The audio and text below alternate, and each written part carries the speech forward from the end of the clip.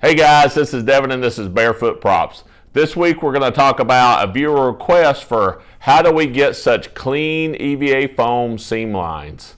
I'm going to show you my technique and a couple others on how to make those seam lines almost or completely disappear. Stay tuned.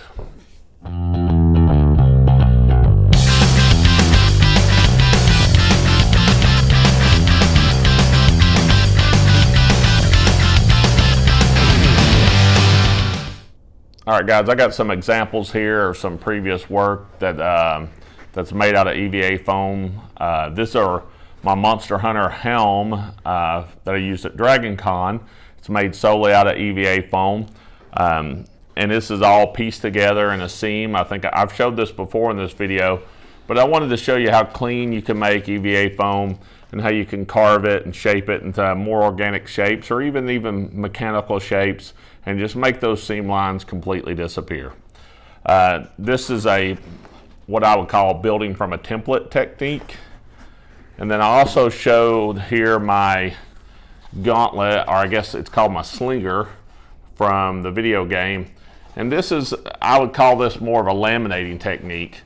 And so these structures here are all EVA foam, but they're not hollow. There's several pieces of EVA foam glued together and then carved out. So those are two different techniques, but essentially it's the same technique in how that you get your glue lines to disappear. Okay, the most important part of getting clean seam lines is a clean cut to start with. And where that comes from is a good sharp knife. So I don't care if you sharpen these blades or if you just replace them. This is something that you need to stay on top of often.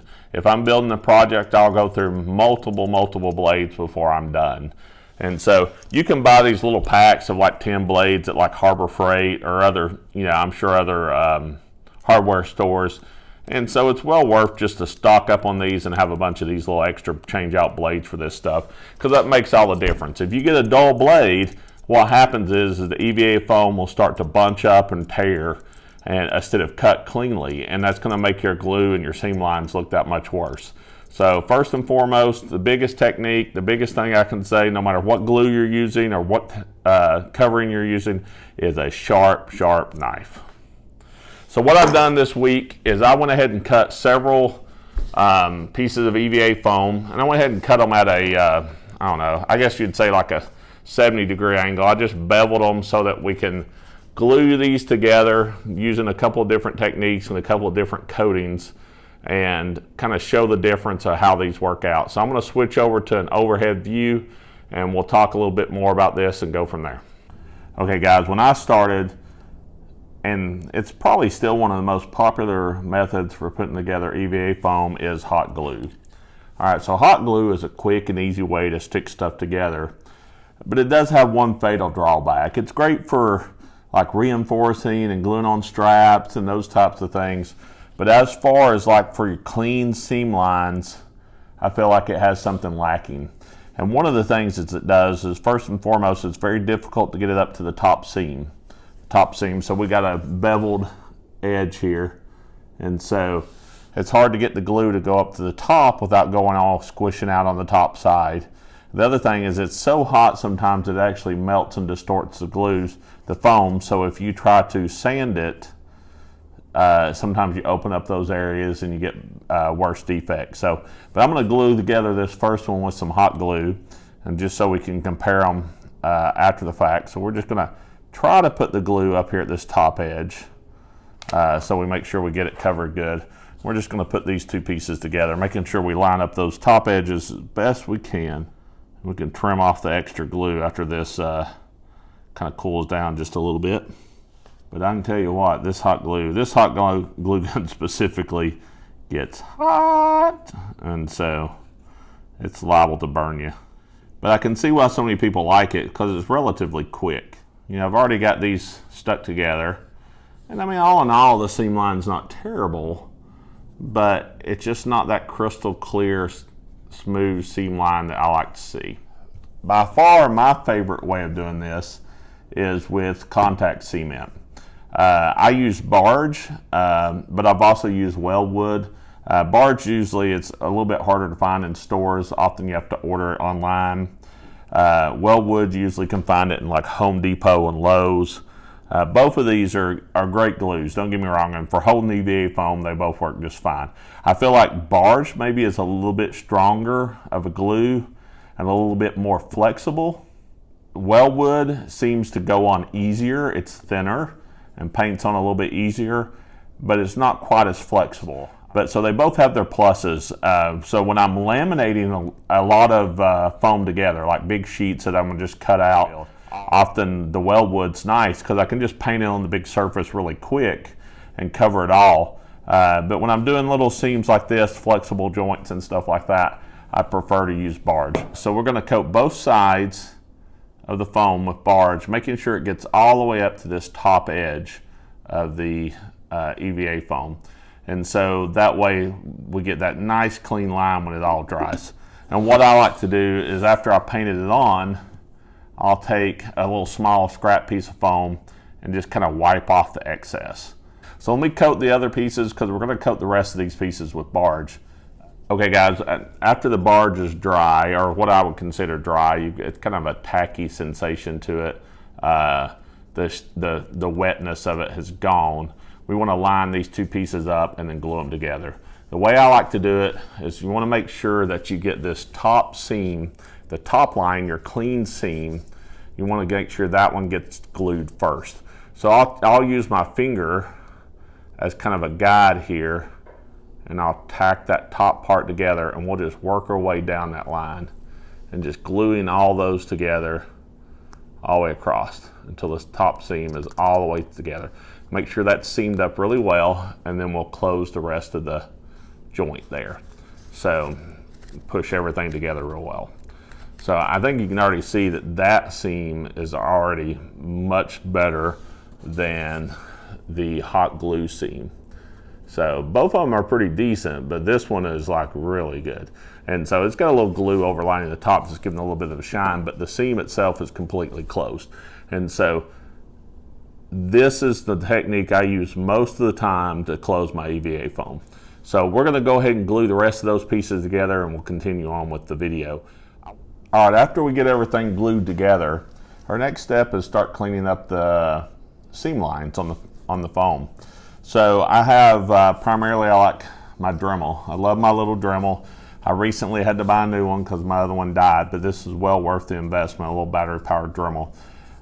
You want to use a lighter grit sanding disc, and often I like to just use an old one, like an old wore out one, because it doesn't take much to sand EVA foam, and so if you have it too aggressive of grit, you'll just eat it up and tear it up. So just get you a Dremel with a nice sanding head. And then if I want to go back and even finer, I can use one of the stone metal. It's basically a stone bit that has even less grit. And so often that'll just kind of polish it up some if you wanted a little bit more of a shine. So I'll use sanding blocks. You've got some different, that's a coarse grit and a fine grit sanding block. And I also like this sanding foam. This one's been well worn. You say I'll wear it out, but this is how I'll get inside edges. If I had to sand the inside a little bit, helps have something bendable like that, a little foam glue. Now with a Dremel, you want to go with the spinning disc. So it's going to spin this direction, you know, kind of like that. And so I'm just going to start off the edge and I'll go down the foam like that. Just start down and go the whole length with the bit. Don't try to sand back against it because then you'll make notches and creases and stuff. So you want to just kind of come down and go all the way down. You see? If you try to come back up against it, you get kind of it's a little bit harder to do it smooth. Oops. Hit it.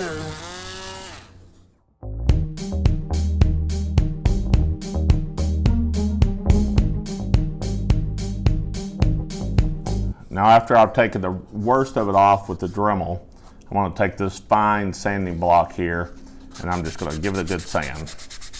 We're just cleaning up any of the excess glue that got squeezed over the top and just kind of knocking down some of the rougher burrs on the foam. But you can already see that line, that seam line is pretty much gone. So, and that's before we even did any sealing or anything like that. So let's try the hot glue one now. So let's try it. Let's see how this goes. It may do pretty good, but you know, all in all, it wasn't too bad. But you can see the difference here. You can still see the seam line where it's opened up. And often with your EVA foam, especially the thinner stuff, sometimes the hot glue will actually melt the foam, so you'll even get bigger gaps than that. So I think you can see the two differences there. So we're gonna keep working on these, cleaning them up, and then we'll move on to the next step. After a heat seal, I like to go in and fill in any little deficits that I have. Now, luckily, we've been pretty good with contact cement. I mean, pretty much there is no seam line anymore. So we're gonna do, I've saved 3 of the contact cement ones, and then the hot glue seam. And we're gonna put quick seal on this one and quick seal on the hot glue and seal these seams. And the other 2, we're gonna do another technique. One with Plastidip without quick seal. This one will be quick seal and Plastidip. And this one's gonna be PLA glue. So, and we're just gonna do this one with quick seal and Plastidip too. See if we can't cover up that seam with these techniques. So I'm gonna squeeze a little of this quick seal in the seam here, and just gonna take my finger, and you can use a glove finger and stuff, but just gonna kind of wipe it into that seam. And so, wiping off any excess, and then getting my finger wet in a little bit of water, we're gonna go back over that and really smooth it out. And then we're just gonna let that dry. And this is the stage 2 where I have these little pores in the foam. You might want to go ahead and fill in those little pores. Sometimes, depending on where you buy your EVA foam, sometimes the quality is not as good. Okay, one final technique before we get to painting. If I want a more shiny coat on my EVA foam, sometimes I'll go ahead and coat the foam with watered down PLA glue. I'm using Tight Bond just because that's what it has. Buy it in a big old jug because you're going to be painting a ton of it. But you do need to make sure you water it down just a little bit. If you put it on full thickness, it tends to shrink on the foam and get little stretch marks in it. So I like to dilute it down with just a little bit of water to get it thin and kind of runny so that I can paint it on just like a thin paint. With this, I'll put several coats of the glue on the foam over multiple stages, allowing it to dry in between each stage. And that'll give a nice little hard shell coating onto the outside. I do use foam brushes for this just because I don't want any brush marks in there. So the foam brushes work better to make sure there's no brush marks. But this is much more labor intensive than just using Plastidip. But sometimes I find with Plastidip, I get just a little bit of texture with it. So we'll let that dry and then just continue multiple more coats. Okay guys, so we had a little excitement with Redneck this morning, so it put me a little bit behind, but I did want to kind of give us an update on what was going on here.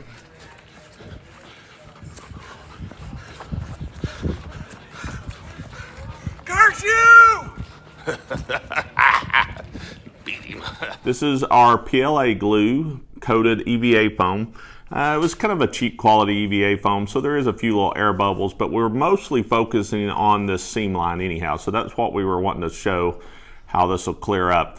But what we've got here is 4 coats. Sometimes I'll go all the way up to like 6 coats of watered down PLA glue. One thing I didn't tell you before is I've had some problems when I've tried to use quick seal and then put the PLA glue over the top of it. Sometimes the quick seal, after some time, the PLA glue wants to separate from it. So I would not recommend using the quick seal technique before I use PLA glue. I would just use the PLA glue. This is our hot glue one, filled in with quick seal caulk. After it dried, I gave it a light sand, and it's pretty much got the hot glue seam completely gone. So you can get rid of that with some caulk and some extra work.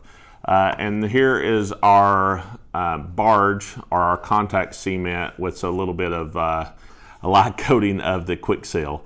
So, and then I have 2 that's just standard, non-coated with anything. They're just sanded. One of them I grooved to put a little bit of texture in to show that you can cut down into the contact cement without giving any destruction to your seam line.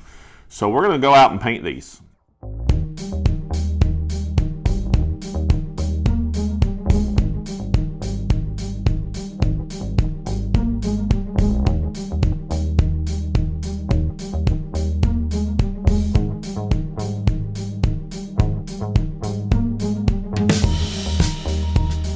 All right, so we're going to go over each one of these and what they are. So this is the PLA glue.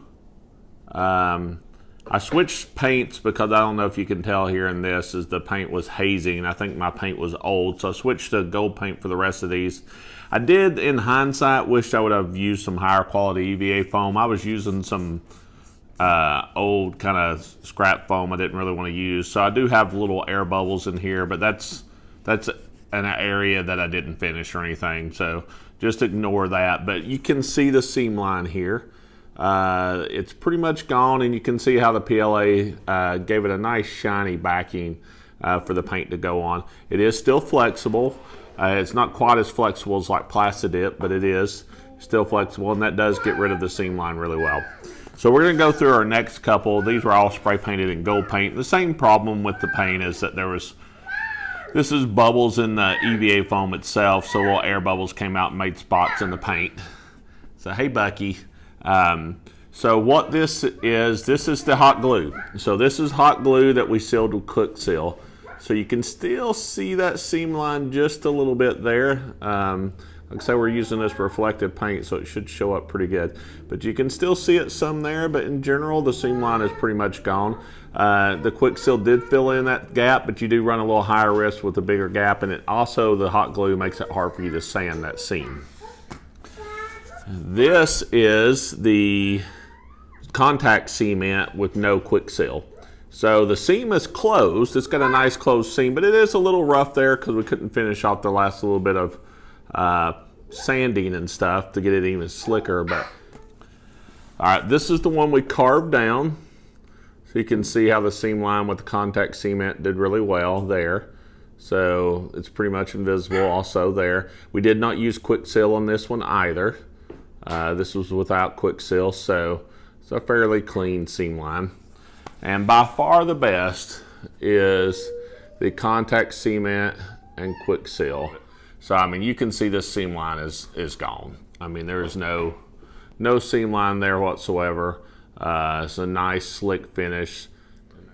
Okay guys, thanks again for watching this video. I hope this was helpful, showing you how to make those nice invisible seam lines on EVA foam. Bucky, thanks for watching this video. I thank you for watching this video. Please like and subscribe below so we can continue to make great content for you.